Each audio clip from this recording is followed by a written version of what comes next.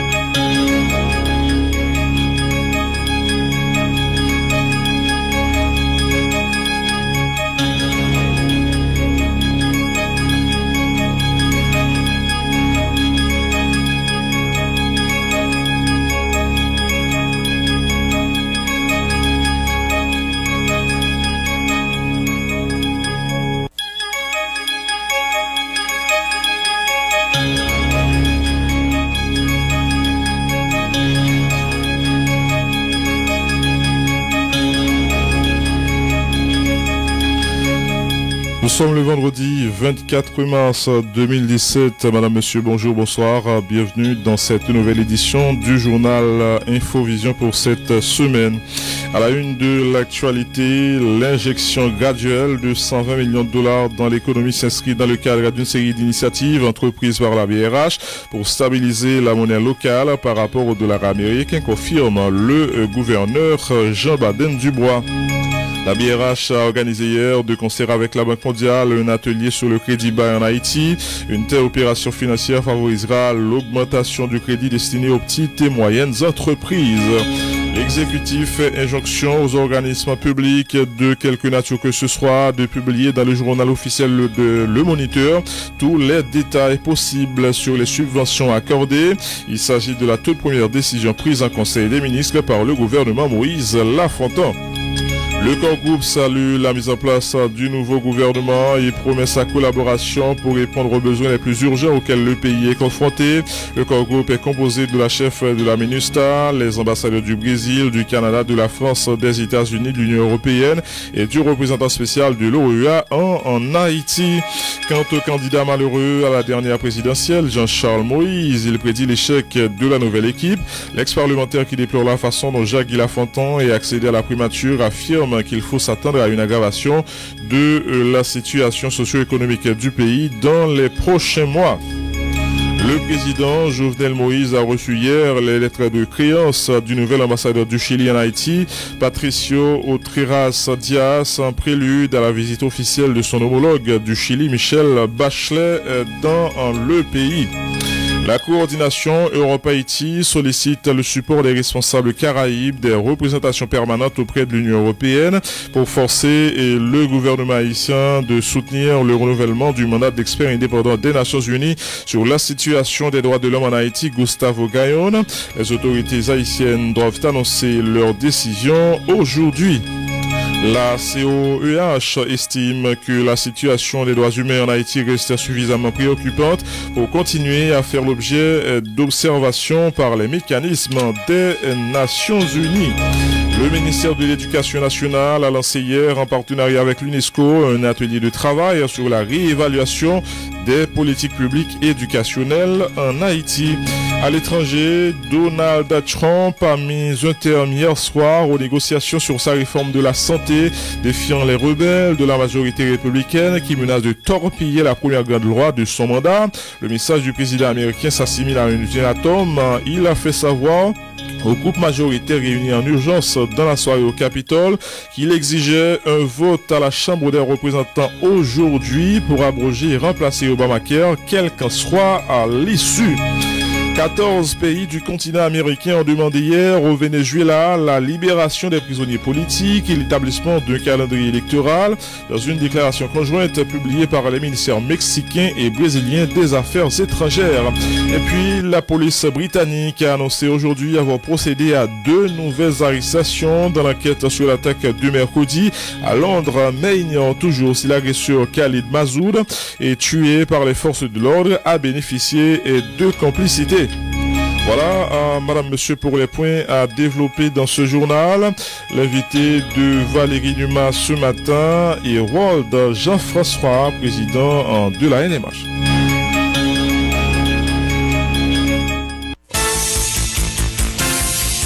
Être informé, c'est bien, mais être bien informé, c'est encore mieux. À Radio Vision 2000, l'information, c'est notre métier. L'information, c'est notre passion. Sport, culture, politique, information nationale et internationale, reportages, interviews, commentaires et analyses. Suivez l'info sur Vision 2000.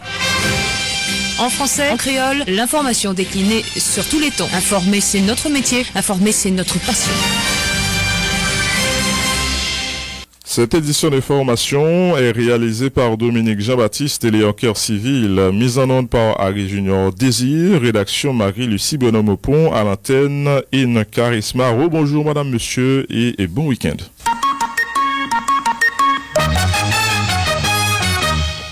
La représentante spéciale du secrétaire général des Nations Unies en Haïti et les autres membres du corps groupe regroupant et les ambassadeurs du Brésil, du Canada, de la France, de l'Espagne, des États-Unis, de l'Union européenne et le représentant spécial de l'Organisation des États américains en Haïti salue la confirmation par le Parlement de la déclaration de politique générale et du cabinet ministériel, ainsi que la prise de fonction du nouveau gouvernement.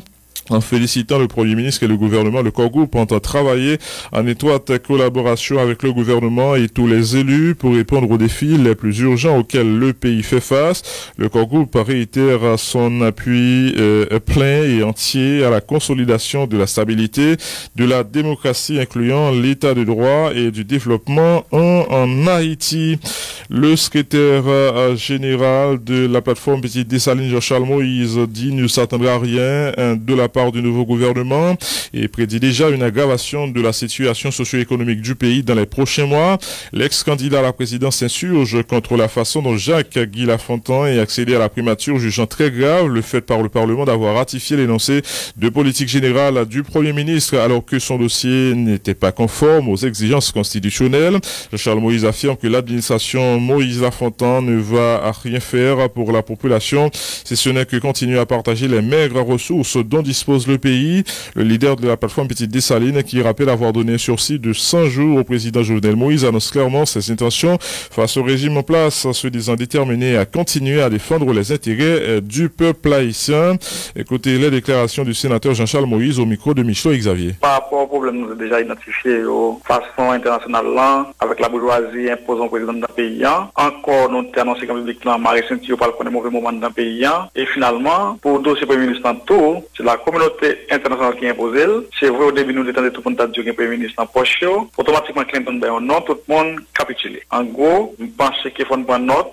Les Haïtiens ne sont pas prophètes de malheur. Pas venir tout pour me faire mon père. Mais que la vérité, il faut nous dire. Nous mettons nous, on l'a vu qui parle augmenter. Nous mettons nous, en 5 mois encore, nous avons besoin de 100 gouttes pour $1 américain. Façon Parlement ratifié et non c'est politique générale Premier ministre, c'est grave. Vraiment étonné, l'aime garder députés avec sénateurs, voter, soi-disant Premier ministre. Nous-mêmes, plateforme Petite Dessalines, nous pas dans bagaille ça, nous prenons distance nous, et nous planifions nous, nous jouons cabinet là, on dit qu'en public temps, non seulement eux-mêmes, mais tout acteur politique qui croit dans le changement, qui dans l'autre pays, pour nous faire front commun, pour nous sauver Haïti, parce que le Premier ministre qui vient là, il va faire l'autre bagaille, favoriser Grand Nègre, partager les ressources naturelles paysannes, et puis coller, on la vie chère dans le gros peuple haïtien. Nous prenons les devants pour nous dire tout le monde, Marie Saint-Thio, nous parlons qu'on est mauvais moment en dans le pays. Est-ce qu'on va penser lié encore tôt, sénateur Moïse? Nous-mêmes qui sommes sénateurs de la République, c'est pas un problème qui va dans le pays.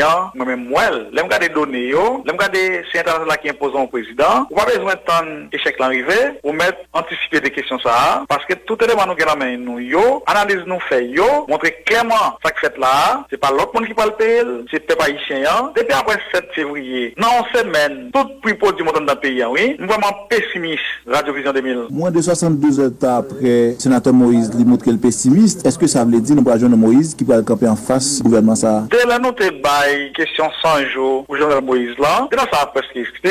Je pense que nous-mêmes nous déjà annoncé la couleur. Nous pas venir pour faire violence. Nous pas venir pour faire brigade dans le pays. Mais nous déjà construit tête non, déjà nous avons nouveaux outils politiques pour que nous pas l'accompagner peuple haïtien là, parce que faut toujours camper pour défendre masse peuple là, pour défendre classe moyenne là, en même temps pour défendre tout le monde qui croit dans le changement et pour défendre le statut du pays et pour combattre l'ingérence. C'est job ça nous gagne dans le pays. Nous considérons nous comme avant-garde. C'est monde qui nous vise en politique, qui croit pas le changement. Non seulement nous pas de chance non, mais nous pas camper en face des qui va le créer et qui va sortir pour faire avec les peuple haïtien. Nous-mêmes comme d'habitude, nous pas camper pour défendre notre pays et pour défendre le peuple haïtien. Jean-Charles Moïse, le candidat au Sénat pour le département du Centre sous la bannière de l'acquis d'Abel Descollines se félicite de l'installation du Premier ministre Jacques Lafontaine et de son gouvernement, déplorant au passage la faible représentation de son département au niveau du cabinet ministériel. De notre côté, Abel Descollines dit comprendre les critiques dont en sont l'objet les parlementaires. Il appelle les élus du Centre à s'élever à la hauteur de leurs responsabilités. Le député Abel Descollines. Saluer investiture et prise de fonction nouveau gouvernement dirigé par le Premier ministre Jacques Lafontaine. Mais pendant que nous saluons et féliciter la prise de fonction du nouveau gouvernement, nous déplorons marginalisation qui fait de Plateau Central, département du Centre, dans la composition du cabinet ministériel. Et tout nous a déploré marginalisation de Plateau Central à travers un certain nombre de ses représentants au niveau du Parlement. Nous déplorons marginalisation et de critiques, de commentaires qu'a fait à tort et à travers par rapport à citoyens, population Plateau Central à l'issue de dernière élection qui votaient de sénateurs et de députés, tout en comprenant et accepter que la presse et l'opinion capables, bien évidemment et avec raison, commenter, critiquer, prise de position et même langage de représentants peuplant d'un niveau parlement, mais nous croyons qu'il est de notre devoir pour que nous dit population Plateau Central n'est pas gagné pour lui faire objet de critiques dans la mesure où il y a eu des élections, population lui fait de choix de monde, lui croit, lui penser qui était capable de représenter, qui était capable d'incarner ça y a gagné comme attente et population Plateau Central là dans cadre élection lui fait de choix équilibré. Maintenant, c'est aux représentants du Plateau Central pour que vous mettez à la hauteur, pour que d'abord vous servi de courant de transmission de porte-parole pour permettre revendication Plateau Central, d'arriver joindre le pouvoir central et toutes les institutions constituées, qu'il s'agisse des institutions nationales et internationales, pour que attente besoin au niveau éducation, au niveau agriculture, et ceci à tous les niveaux, touristiques y compris, pour que Plateau Central est capable d'émerger comme département. Et c'est pourquoi nous déplorons faible et représentation Plateau Central dans composition nouveau cabinet ministériel là, et nous tenons à rappeler au président de la République, Jovenel Moïse, comment Plateau Central l'est mobilisé pour te permettre à travers 600 000 votes qui mènent à la présidence, Plateau Central l'était contribué amplement. Donc nous trouvons vraiment anormal pour un département qui gagne autant de ressources humaines autant de compétences, autant de chantiers sur le plan infrastructurel, autant de chantiers sur le plan énergétique, autant de chantiers sur le plan de l'agriculture, sur le plan élevage, pour un pouvoir qui visait à faire relancer l'agriculture pour que dans la formation de gouvernement gagne une représentation marginale de département plateau central dans gouvernement ça.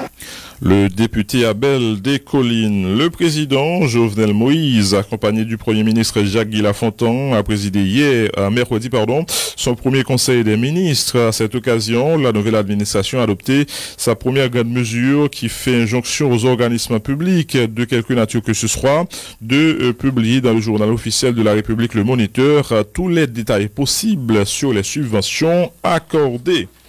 L'injection graduelle de 120 millions de dollars dans l'économie s'inscrit dans le cadre d'une série d'initiatives entreprises par la BRH pour stabiliser la monnaie locale par rapport au dollar américain, confirme le gouverneur de la Banque centrale, Jean Baden-Dubois. Le député de Gangouave, Jean-Marcel Luméran, croit que l'injection de plusieurs millions de dollars sur le marché local n'est pas une solution durable au problème de la décote de la gourde. Renforcer la production nationale et cesser de payer les contrats internationaux en gourde constituent selon lui les deux éléments à prendre en compte si l'État veut pallier la dépréciation de la monnaie locale par rapport au dollar. Le parlementaire dit souhaiter que l'équipe au pouvoir mettra tout en œuvre afin de faciliter le développement de l'agriculture. Jean-Marcel Luméran au micro de Yandy France Fidèle. Injecter une somme en dollars dans l'économie haïtienne, c'est pour une solution. Parce que second pays qui pas produit, qui gagne fuite de capitaux là-dedans, ça veut dire chaque fois où gagne étranger qui dans le pays, qui prend dollars pour aller à l'extérieur et pas retourner avec elle, moi je pense que là fait un bon pour une semaine. Pour 15 jours, mais après le problème n'a pas été même genre. Pour nous penser à améliorer la question dépréciation de goud par rapport à dollar, moi je pense que c'est deux éléments qui sont importants. C'est d'abord améliorer la possibilité pour nos produits pour nous aller à l'extérieur. Et deuxièmement, un ensemble de contrats qui étaient passés entre l'État haïtien et des organisations internationales en dollars. Contrat ça qu'on a passé en goud. L'on payer des étrangers en goud, il y a l'autre action qui fait, qui est changer goud liant en dollars et retourner la caille. C'est un circulaire du ministère des Finances 2014 qui méritait pour être révisé parce que autant que n'a payé des contrats internationaux en goud, c'est autant que n'a ça circulaire et circulaire qui dit que tout contrat que l'État haïtien passé envers quiconque les fait pour le passer en goud. Donc l'organe des consultants internationaux qui travaillent dans l'économie la caillou ou payer en goud alors que ou fait contrat avec international ou fait passer en goud avant, donc ou pas rentrer devise là ou va le payer ou même y a acheté dollars pour retrouver la caillou. Donc les failles fait trop de ponction sur économie là, vient faire que goud là li continue à prendre coup par rapport à dollar. Et ça vous comprendre, lorsqu'on est en situation comme ça, goudron déprécié et même moun qui travaille là pour même comme la valeur nominale, capacité d'achat diminue. On prend un député qui était touché 66 000 gouttes en 2006 et dollar vaut 40 gouttes pour dollar. Donc moun ça a gagné environ 1500 dollars américains.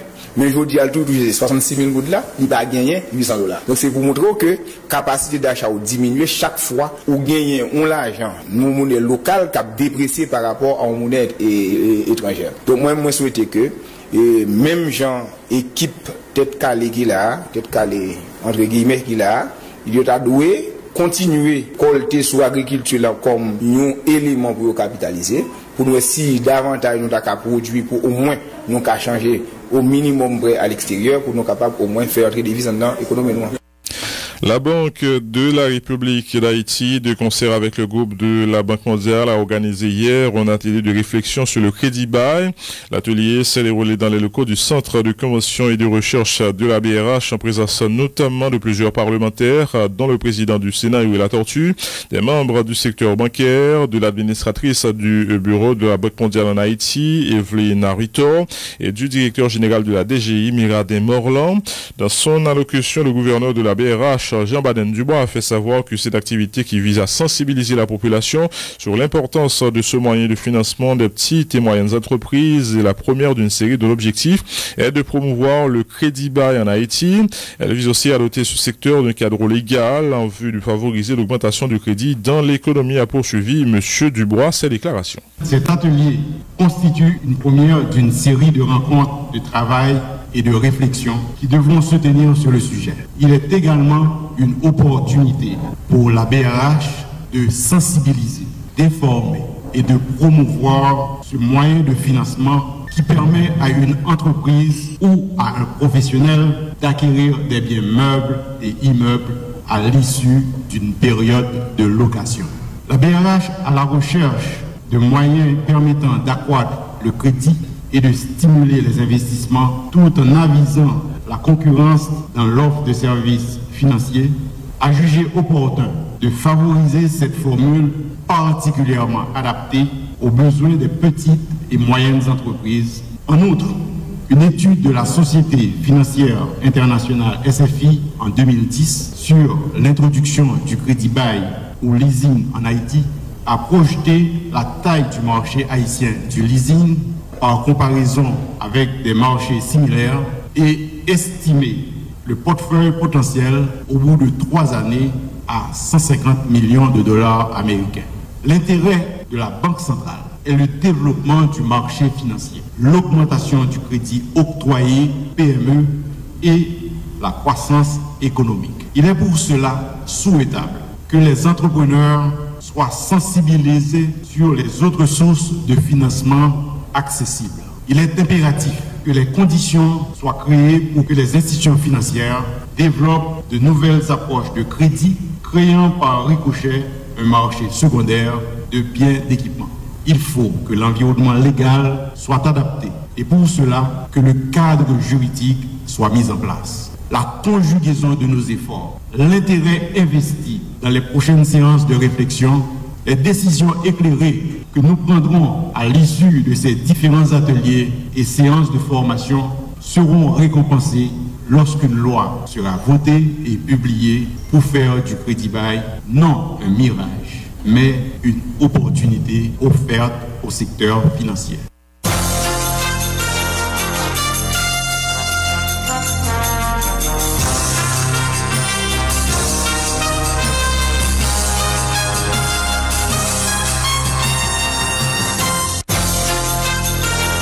À 7h02, on va observer la première pause pub à ce journal, à développer et retour.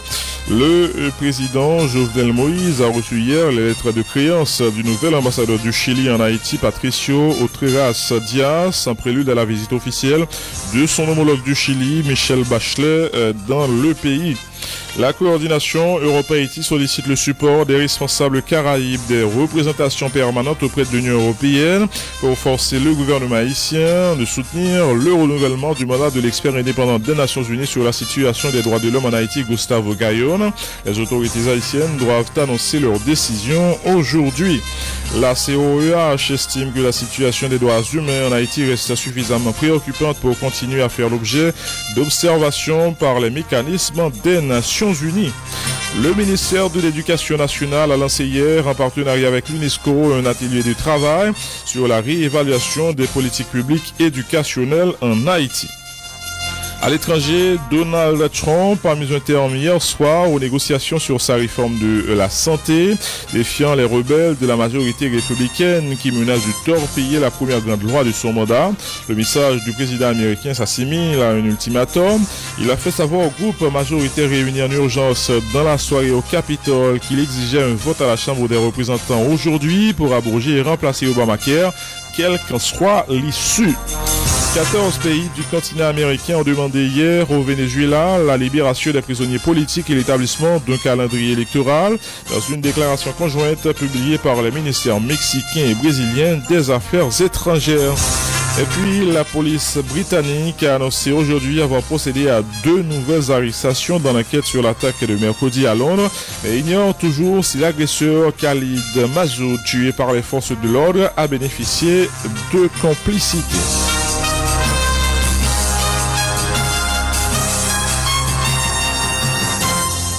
Vous suivez Infovision, le magazine matinal de Vision 2000. Depuis 12 jours son neige, ou que la brindis soit tombée, yon bonne femme à garçon à poter farine, brasser pâte, fait pain, pizza, gâteau, pour machin, pour moun qui recevoir moun, pour entreprise avec institution qui bail service. Avant soleil la calégel, sot café pays nous, envahit la caillou. Et c'est comme ça nous dit bonjour dans Épidor. Bonjour pratique, bonjour la société. Chaque jour bon Dieu fait jour, c'est comme ça nous fait. Nous préparer sandwich, salade, plat manger, toute qualité manger. Diri nous servi, c'est diri nous acheter local. Légumes et salade nous yo, puis fort sorti dans jardin pays d'Haïti. Chaque année, c'est plusieurs millions de gouttes nous mettons dans poche cultivateur la caille. Nous même investi dans la terre avec paysans. Produit Épidor servi puis fort, c'est papier à carton, c'est matériel recyclable. Même assiette nous servi manger, c'est assiette carton recyclable. Épidor pas servi à assiette en foam. Dio, vie nous ça dans Épidor qui pitre la caille. Pour saisir les atouts de l'Internet, comprendre les enjeux des nouvelles technologies de l'information et de la communication, participer à la nouvelle révolution culturelle, appréhender la société de l'information et s'y intégrer, suivez tous les mardis et samedis sur Vision 2000 de 4h à 5h de l'après-midi, Password, avec Wilker Fégon. Password, 60 minutes de navigation pour aider les élites à préparer l'intégration d'Haïti au sein de la société de l'information. Password, votre émission de choix sur les nouvelles technologies. Password, partenaire du groupe Veille Technologique Sud. Meni oui, Mendiri. Meni oui, Mendiri. Meni oui, Mendiri. Meni oui, Mendiri. Di bon marché, wap jeni tout côté. Diri pour la mes amis, haïtien pas négocier. Timoun, gamoun, hey, tout moun net c'est li yo vle. Mike Fada c'est li manger, diri sa bon qualité. Diri boule.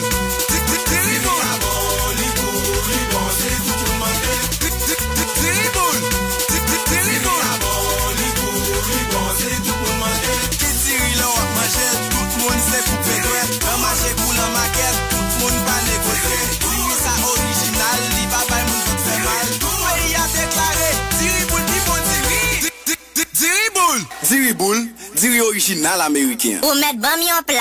Meillon bonne nouvelle pour tout auditeur, auditrice Radio Vision 2000 qui en Haïti. Kounien, wap capable d'écouter Radio Vision 2000 sur téléphone ou, les ou fait numéro sa yo. 6620 pour SIM Digicel, 2815 6620 pour pot SIM. Côté oui, 6620 pour SIM Digicel, 2815 6620 pour n'importe SIM. Comme ça, wap capable d'écouter Radio Vision 2000 n'importe côté en Haïti avec Audio Now. Dans le calme du soir, d'un dimanche improbable qui s'achève autour des tourments du jour, des turpitudes de la nuit, Vision 2000 propose Entre mots et mélodie.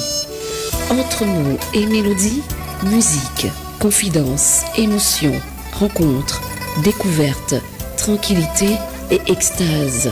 Tout dans un élan mélodieux du cœur et de l'âme renouvelée. Entre mots et mélodie, pour redécouvrir l'amour, l'espoir, la passion de vivre au travers des incertitudes et des désillusions. Entre mots et mélodies, sur Radio Vision 2000, dimanche 7h, 9h, avec Jackson Joseph. Entre mots et mélodies, pour une nouvelle esquisse de l'espérance et des passions de l'âme.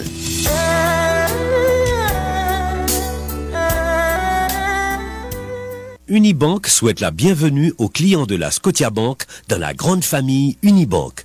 Elle saisit l'occasion pour les informer qu'elle assurera désormais la prise en charge des 4 succursales de la Scotiabank à partir du 1er mars 2017. Aussi, la Unibank invite les anciens clients de la Scotia à continuer d'effectuer leurs transactions bancaires dans la même succursale de la Scotiabank qu'ils avaient l'habitude de fréquenter. Ils seront informés de la date qu'ils pourront utiliser les services des 50 succursales de la Unibank. Par ailleurs, la Unibank informe ses clients qu'ils ne pourront pas utiliser dans l'immédiat les 4 succursales de la Scotiabank. Ils seront bientôt avisés de la date à laquelle ils pourront le faire. La Unibank remercie tous ses clients sans distinction de leur confiance et compte sur leur compréhension pour une transition harmonieuse. Unibank, faisons route ensemble.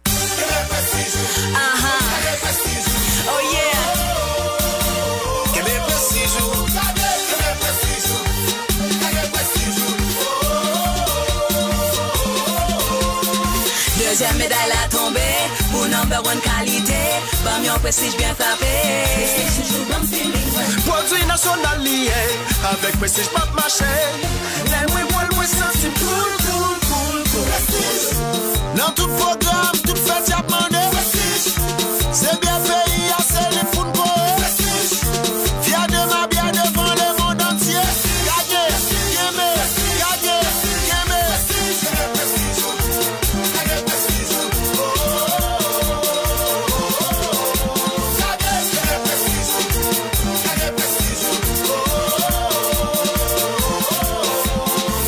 Toujours enjoy boisson alcoolisée à contrôle.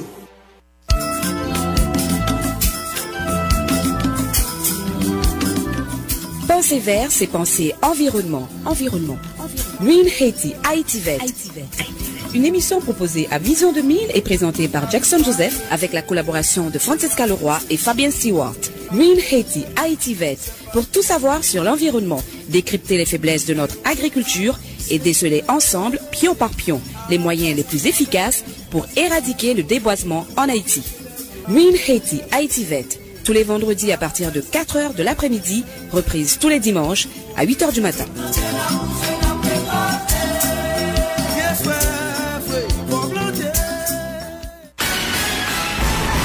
Débat politique. Bonsoir, candidat Raymond. Première question. Comment pour l'améliorer santé peuple là? Jou que mon président Sambal fait, c'est demander toute entreprise offrir employés assurance santé CAH parce que c'est l'équipe bon sous marché.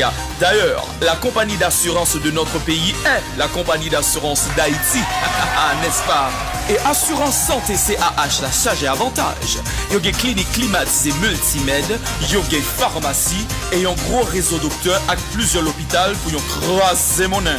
Peuple moyen a pris en santé pendant qu'il y a économisé. Merci. Contactez yo dans 28 10 0700 ou bien info@cah.ht. Dans ce cas, ou tout président, parce que tout le monde a voté CAH. Kapao, c'est Kapan. Depuis presque 20 ans, moi-même avec Marine, nous choisissons les Terios. Kounia Lille, pour nous offrir tête nous une machine hot pot avec tout le luxe et le confort auquel j'ai droit. Bien, mon ami. Alors, offre-toi une Audi. Audi?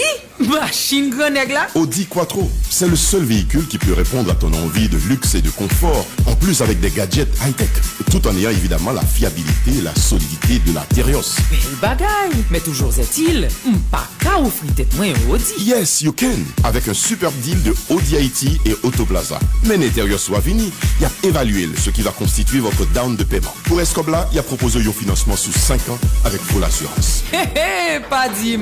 Moi, je vais rouler une Audi Quattro, luxe, confort, calé quoi. Waouh, je rêve. Non, passez à la Autoplaza avec votre Terios. Pour confirmation et information, appelez Audi Haïti au 28 16 28 34. Technique. Audi. Pour 2017, offrez-vous l'élégance. Roulez en Audi Q5 pour seulement 45 900 $ plus taxes. Chaque jour, du lundi au vendredi, ils sont des centaines de milliers d'auditrices et d'auditeurs à capter Vision 2000 à l'écoute en Haïti comme à l'étranger. Valérie Mouma et Taylor Rigaud analysent, commentent et développent les points forts de l'actualité. Les arguments s'affrontent et font réfléchir. Vision 2000 à l'écoute, c'est plus qu'une émission. Tôt ou tard, l'autre Haïti ça, c'est possible. Ouais, l'autre Haïti a possible. Les thèmes traités sont vitaux pour le développement de notre pays. Vision 2000 à l'écoute, un lieu d'échange où les idées s'expriment librement à travers le dialogue. Une autre Haïti est possible. Pas de l'autre solution, pas de route, pas boire. C'est seul dialogue qui va permettre que nous jouions Haïti, que nous réveillons. Vision 2000 à l'écoute sur Vision 2000, du lundi au vendredi de 1h à 3h PM. Reprise 10h45 du soir. Vision 2000 à l'écoute. Vision 2000 à l'écoute. Une émission pour l'autre Haïti. Et ça meurt. L'émission Vision 2000 à l'écoute est patronnée par Diri Bull, original Diri américain et Haïti. Prière montée, grâce la descente. Allez ça encore. BH a mené 2 mondes dans finale Ligue des Champions en Europe. Finale Ligue des Champions, oui, Odio. C'est ça même. Sorti 1er décembre 2016, arrivé 30 avril 2017. Chaque fois acheté pour Pipiti 5000 gouttes ou soit 100 $ américains avec BH Master Cadeau. ou augmenter chance pour gagner tirage ça. Voyage là durer 5 jours et puis tout bagage gratis, oui. Billet d'avion, l'hôtel, transport, boisson. Gratis. Manger, visite touristique et puis ticket final là. Gratis. Et puis charger l'autre surprise tout. Kounia, m'a déposé toute l'autre ticket yo, BUH Mastercard seulement m'a utilisé. Log BUH Mastercard, va comprendre. BUH, ma banque, mon avenir. Quand il s'agit de voir l'avenir, il n'est jamais trop tard pour fixer son regard.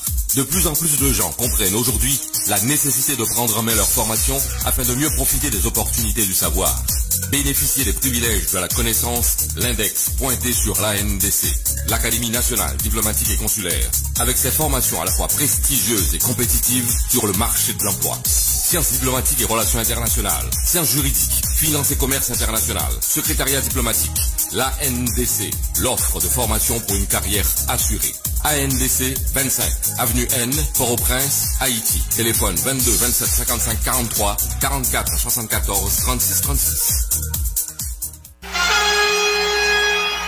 Sur Radio Vision 2000, suivez nos pages sportives. Du lundi au vendredi, dès 7h45 du matin, le bulletin sportif sur Infovision. De 11h à 11h15, Vision Sport. Midi 45, dans le journal Gazette Créole, bulletin sport. De 6h à 7h du soir, Sport 2000. Et le samedi de 1h à 2h de l'après-midi, magazine Sport 2000. N'oubliez pas, du lundi au vendredi, dès 7h45 du matin, le bulletin sportif sur Infovision. De 11h à 11h15, Vision Sport. Midi 45, dans le journal Gazette Créole, bulletin sport. De 6h à 7h du soir, Sport 2000. Et le samedi de 1h à 2h de l'après-midi, magazine Sport 2000. Le sport sur Radio Vision 2000, une autre équipe, une autre vision. Sport 2000 est patronné par Unitransfert.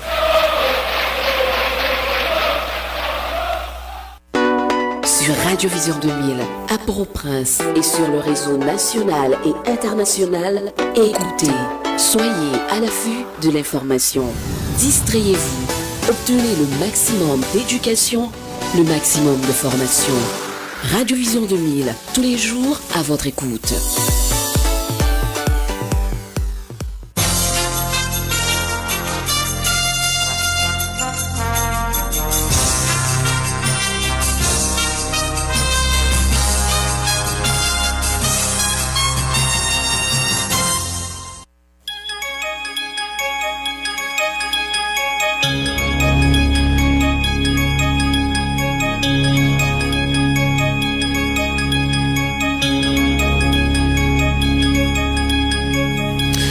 Le rappel des points développés dans la première partie du journal, l'injection de 120 millions de dollars dans l'économie s'inscrit dans le cadre d'une série d'initiatives entreprises par la BRH pour stabiliser la monnaie locale par rapport au dollar américain, confirme le gouverneur Jean Baden-Dubois.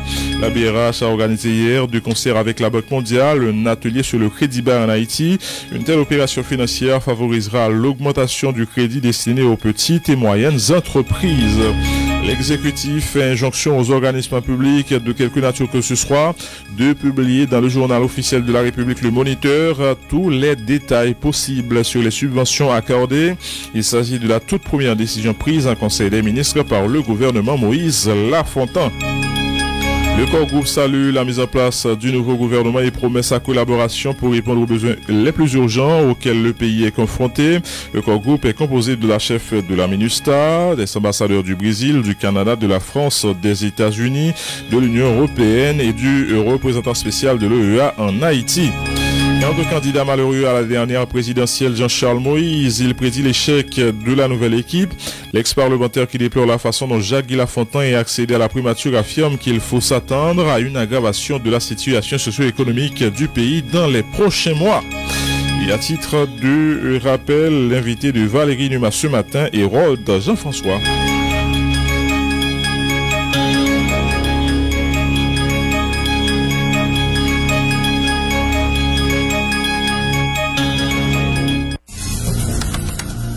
Écoutez Radio Vision 2000 sur le www.radiovision2000haiti.net.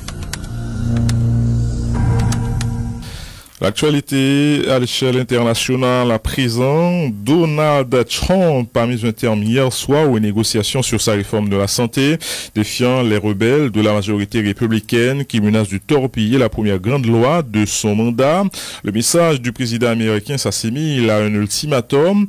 Il a fait savoir au groupe majoritaire réuni en urgence dans la soirée au Capitole qu'il exigeait un vote à la Chambre des représentants aujourd'hui pour abroger et remplacer Obamacare, quel qu'en soit à l'issue. Si cela échoue, on passera à autre chose que la santé, a résumé l'élu républicain Chris Collins, et Obamacare restera en place. Un vote de procédure a lieu ce matin avant un vote final cet après-midi. Initialement, le vote devait avoir lieu hier, mais les chefs républicains avaient été obligés de reporter le scrutin face aux divisions internes. À la fin d'une folle journée de réunion d'un bout à l'autre de Washington, Donald Trump a sifflé la fin de la période de marchandage. Nous avons promis aux Américains que nous abrogerions et remplacerions cette loi défaillante, a déclaré Paul Ryan, président de la Chambre et architecte de la réforme. Et demain nous voterons, nous ne négocierons plus, c'est fini, a martelé Chris Collins qui votera oui. Promulguée il y a 7 ans jour pour jour, la loi sur l'assurance maladie de Barack Obama est depuis la cible prioritaire des républicains, symbole selon eux d'une socialisation de la médecine. À chaque séance électorale, ils ont promis aux Américains de l'abroger dès qu'un républicain siégerait à la Maison Blanche. C'est le cas depuis le 20 janvier, mais la promesse est plus difficile à tenir que prévu. L'opposition vient de la minorité démocrate, sans surprise, mais aussi des républicains modérés et d'un groupe d'ultra-conservateurs. Chacun estime que l'équilibre trouvé par les chefs républicains penche trop de l'autre côté. Aujourd'hui, 192 élus démocrates et 227 républicains devraient être présents pour voter, ce qui place la barre à atteindre à 215 voix.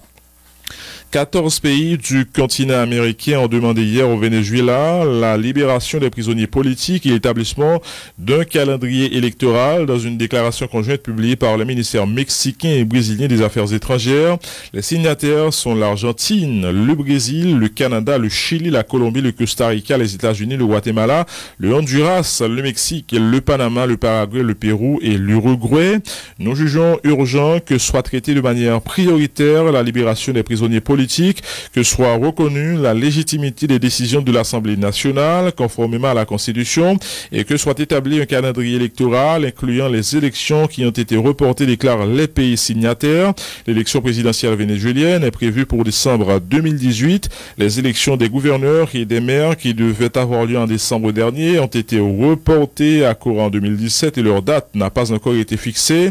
En décembre dernier, la table de l'unité démocratique, la coalition d'opposition du centre droit, avait gelé ses négociations avec le gouvernement du président socialiste Nicolas Maduro.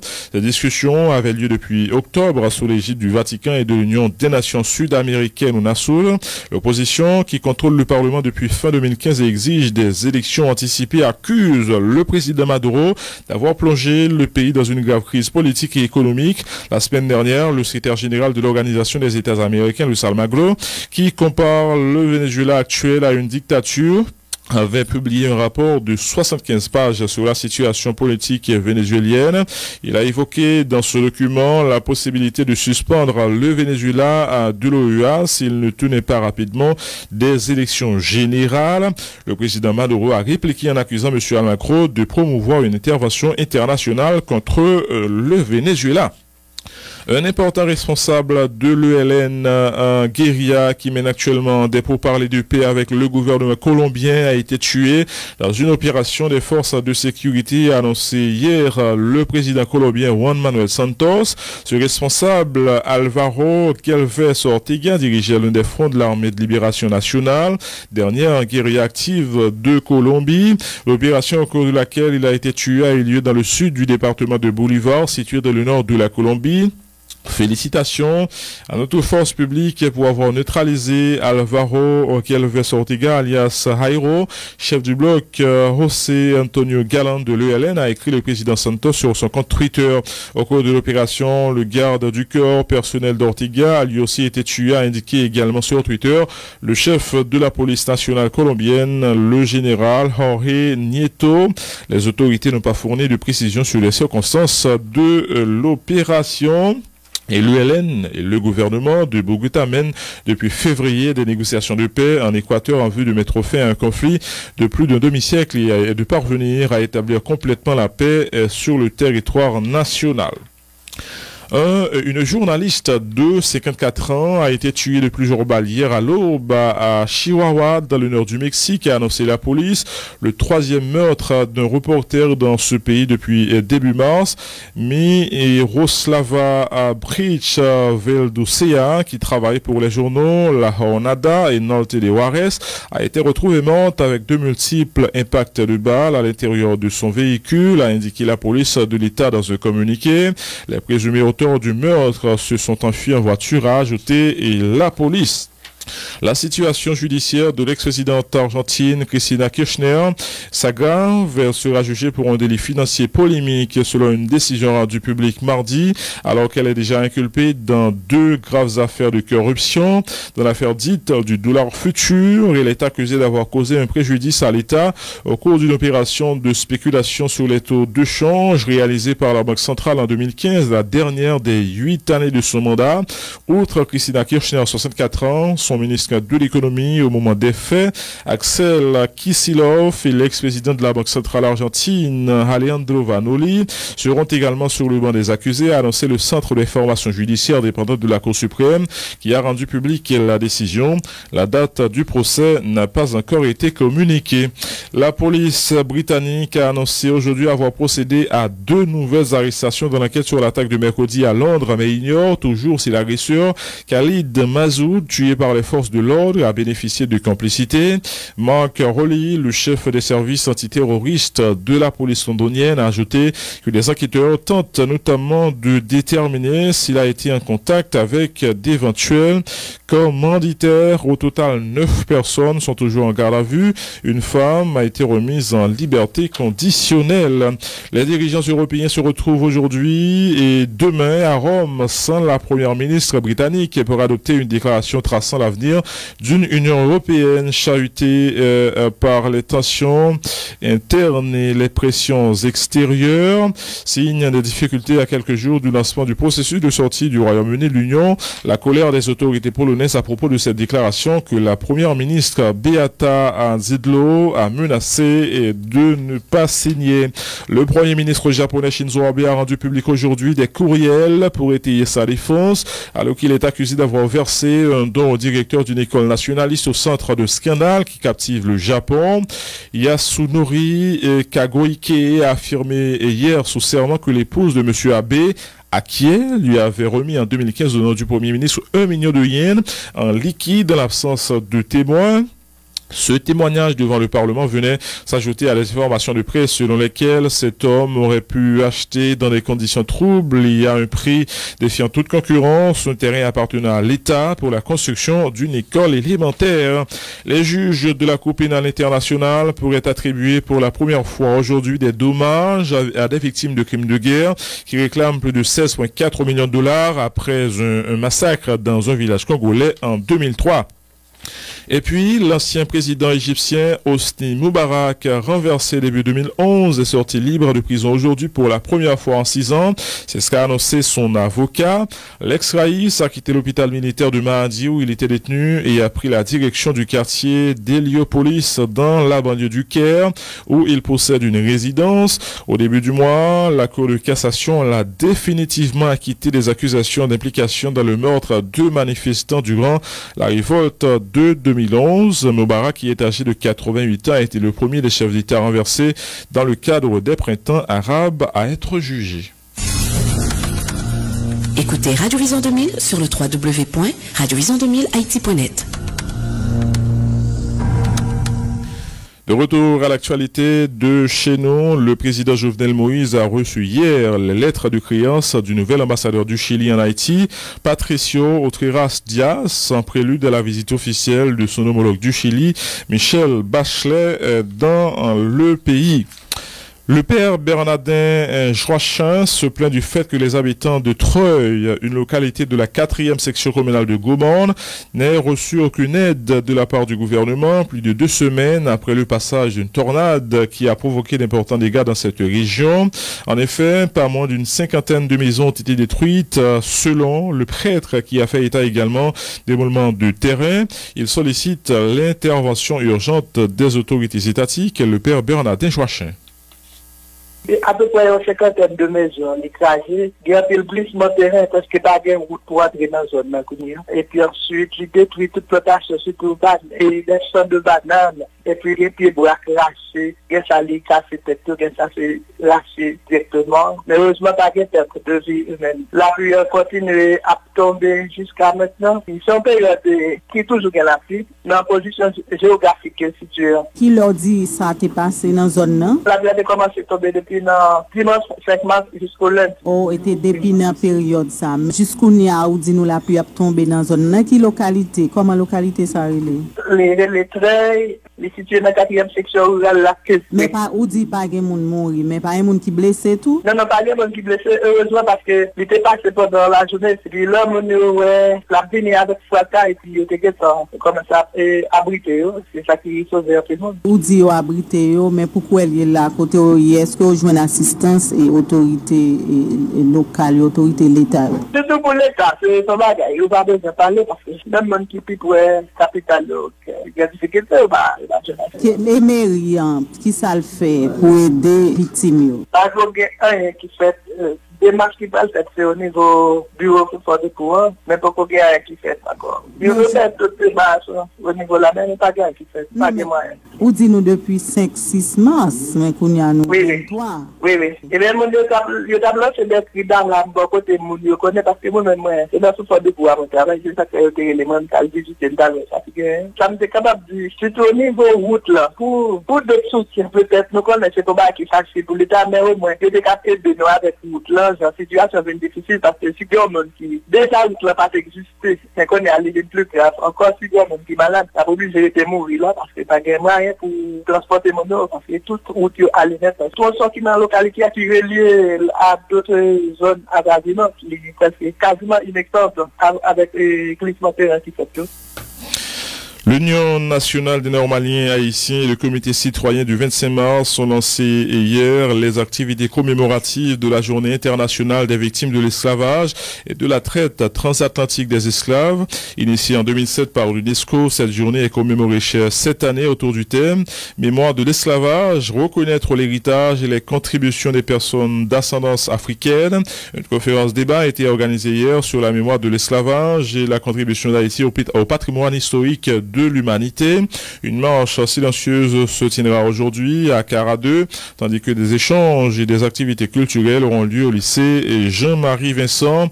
Écoutez tour à tour les déclarations de Marie-Ange Saint-Paul du comité citoyen du 25 mars et Josué et Mérilien, coordonnateur national de l'UNO. C'est une décision qui te prend à travers une résolution UNESCO. Haïti fait partie monde. Haïti fait partie d'une organisation qui relève UNESCO. Et il y a une décision qui prend qui concerne nous. Tant coup, décision pour mettre campé une journée qui c'est journée internationale commémoration victime esclavage acte transatlantique esclave. Qui l'a été pris journée ça? C'est dans l'année 2007.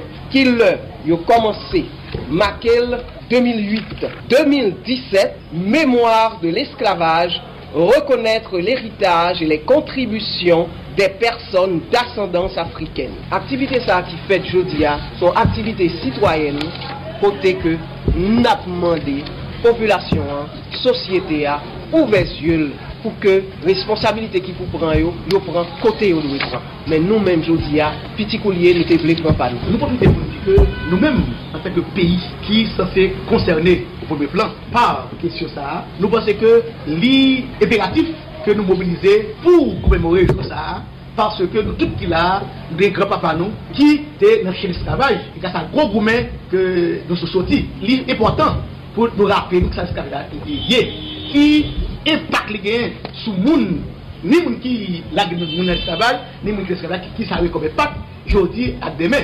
Je dis que les comportements de la société, c'est résultat 400 ans. 400 ans de l'esclavage. Ou pas pour fait, pour nous libérer nous de ces esclavages-là, pour nous construire notre humanité.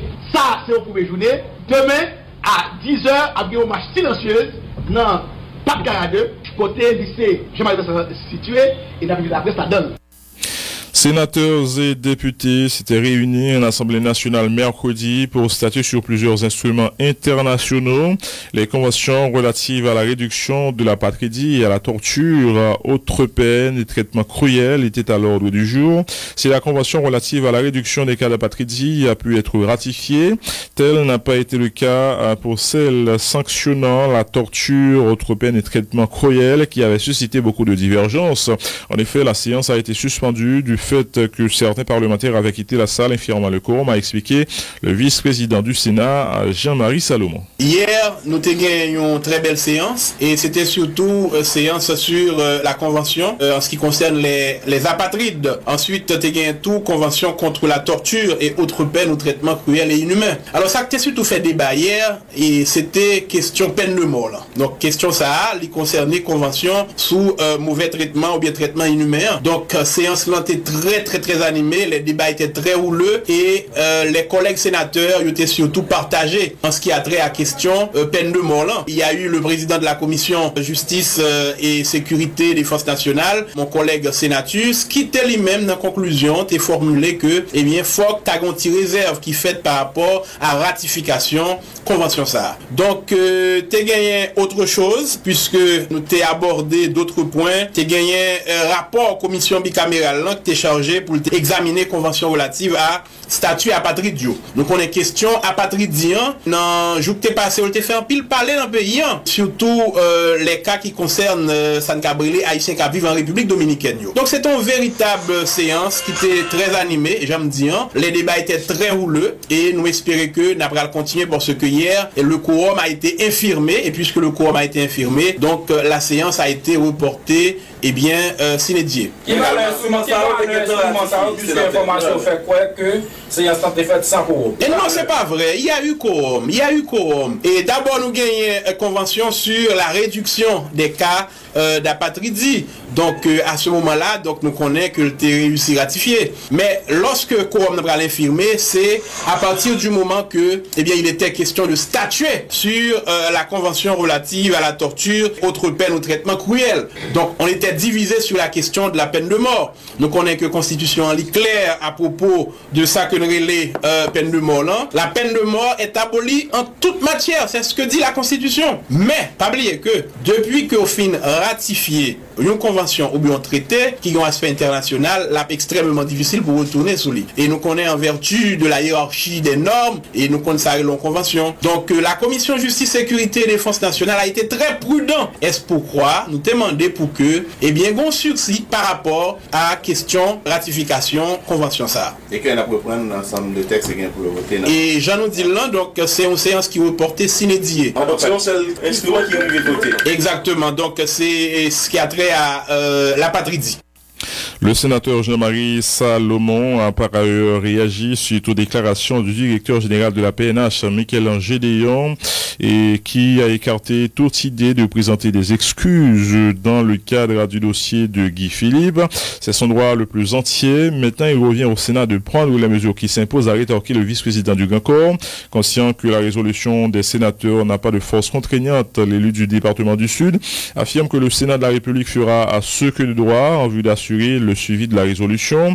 Jean-Marie Salomon indique par ailleurs être au courant de la décision de l'ambassade américaine à Port-au-Prince de révoquer le visa de certains sénateurs suite à l'adoption de la résolution condamnant l'arrestation suivie du transfert aux États-Unis du sénateur élu de la Grand'Anse. Il informe avoir attiré l'attention de ses pairs sur cette éventualité et Jean-Marie Junior Salomon. En tant que vice-président du Sénat de la République, je n'aimerais pas cogiter bien autour de ce sujet. Et donc, sans résolution qui est adoptée, d'ailleurs, la presse a été témoin, nous étions présents, et résolution qui est adoptée, qu'on suivi qu'a fait. D'ailleurs, nous connaissons que résolution n'est pas gagnée, ça nous relève une force contraignante. Mais moyennant, une résolution du Sénat reste et demeure une résolution. Nonobstant que le pas gagné force contraignante, le Sénat fera ce que le doit. Et d'ici les jours à venir, Jean-Sénateur Salomon toujours annoncé, chaque fois que me dit un bagage, nous remarquons que le toujours fait, tôt ou tard. Non, donc ça doit, Sénateur Salomon. Écoutez bien, le Sénat fera ce que le doit. C'est ça, oui, qui ça doit. Non, écoutez, par rapport à une telle résolution, nous connaissons qui était adoptée presque à l'unanimité. Donc, gagner une intervention que le directeur général de la police n'a fait, c'est son droit le plus entier. Maintenant, il revient au Sénat de la République de prendre les mesures qui s'imposent. Et qui mesure le comme ça? Et d'ici les jours à venir, toute population va l'informer. Donc, est-ce qu'il va excuser, n'a révoqué? La seule chose, écoutez, d'ailleurs, nous avons vu que le sénateur Salomon est très prudent. Et nous devine avec deux petites phrases. Premièrement, il faut toujours éviter de jeter l'enfant avec l'eau du bain. Deuxième phrase que me dit, on ne tue pas une mouche sur le front d'un ami avec une hache. Et faut nous pas fragiliser l'institution policière là. Mais en même temps tout, le Sénat de la République, c'est le dernier rempart. C'est-à-dire du système démocratique en Haïti. Automatiquement, qu'il y a eu une bagaille qui pas fait bien, eh bien c'est normal pour nous intervenir. Écoutez, nous pas entrer dans débat de fond, affaire Guy Philippe là. Le fond ne nous intéresse pas pour l'instant, mais la forme. Et nous avons analyse comparative de l'histoire que nous avons fait lorsque nous avons intervenu dans la séance là, pour nous dire que ça que tu fait l'Assemblée tête coupée avec ça que tu arrivé tout ça l'ouverture là. Plusieurs centaines de partisans de Guy Philippe ont à nouveau manifesté dans les rues de Jérémie hier pour continuer de réclamer la libération du sénateur élu de la Grandance et son retour au pays. Les manifestants demandent au président Jovenel Moïse de publier dans le journal officiel de la République Le Moniteur la résolution des sénateurs condamnant cette arrestation. Correspondance Jean-Gary Joseph. Plusieurs centaines de partisans, sympathisants, sénateurs et du département de Guy Philippe manifesté dans Jérémie journée jeudi 23 mars 2017 pour demander libération sans condition leader yo dit BLTS arrêté illégalement et puis déporté par la justice américaine. Manifestants qui étaient avec pancarte en main encouragé le président républicain Jovenel Moïse pour publier une résolution parlementaire qui a adoptée dans le journal officiel paysan Le Moniteur. Ça aujourd'hui, c'est justement pour que, encore une fois, nous demander libération à des sénateurs Guy Philippe. Et du même pour demander le président Jovenel Moïse pour que livre toute disposition pour publier une résolution qui condamne les actes qui appellent ça en effet sur le sénateur Philippe 5 janvier 2017. Donc c'est publication de résolution d'après l'ambé président Jovenel Moïse tout paye la photo. Président Jovenel Moïse il a fait preuve qu'il est même une gueule. Il a fait preuve qu'il est avec nous. Parce qu'après Simon Mathieu, c'était le premier monde qui est entré dans le débat et qui a supporté nous, qui était un support effectif. Et bien, je dis là, mon gueule, de tribulation. Parce que, comme on a constaté, il n'y a pas la pluie, il y a combien pour que nous demandions libération après tout cela de Philippe.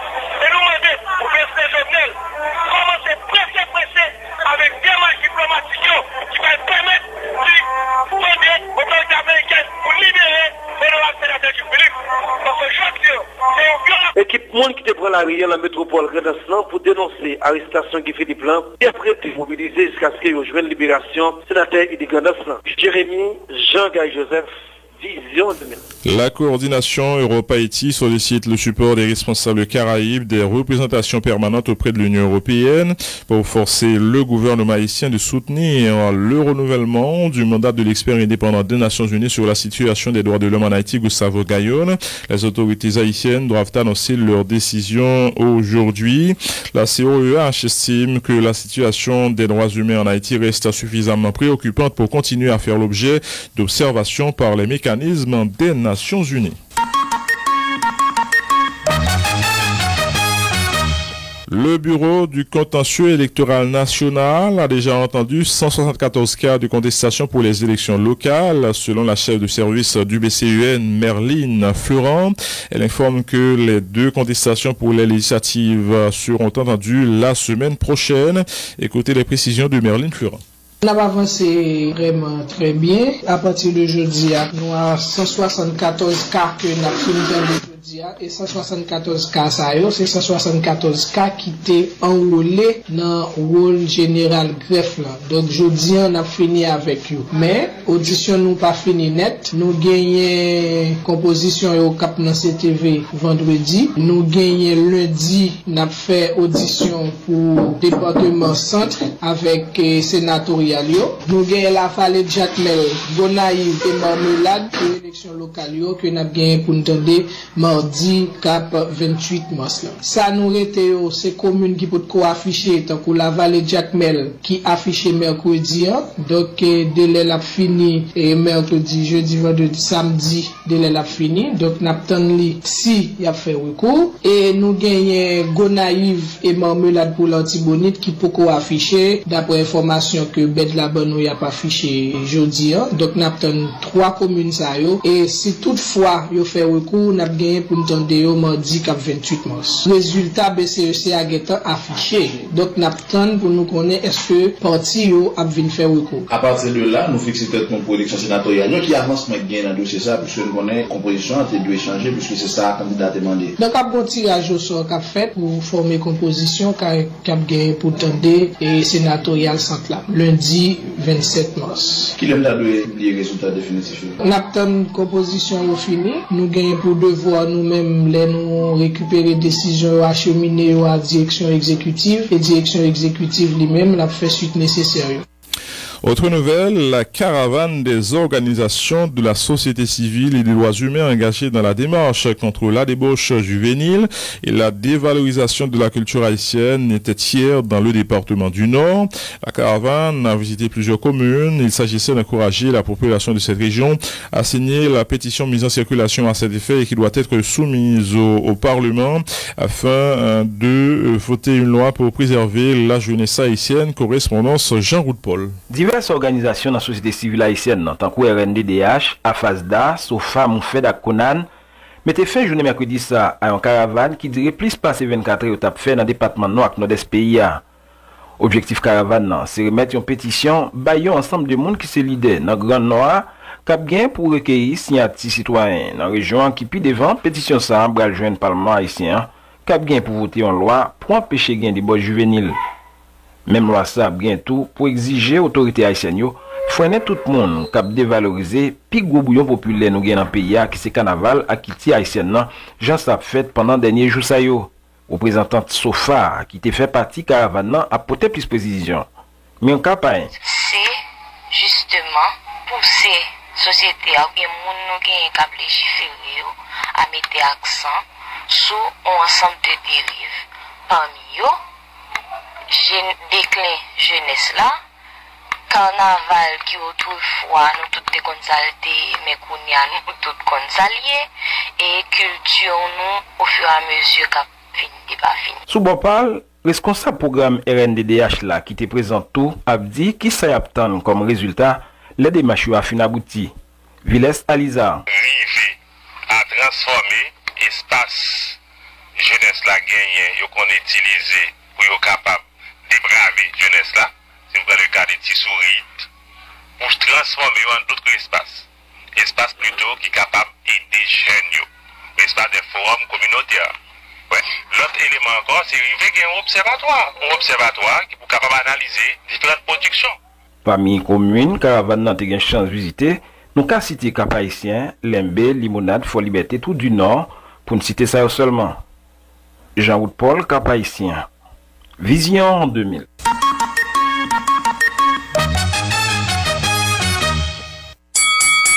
Vendredi 31 mars, pour la première fois en Haïti, Boxe International présente un championnat international féminin au Caribé Convention Center à 7h du soir.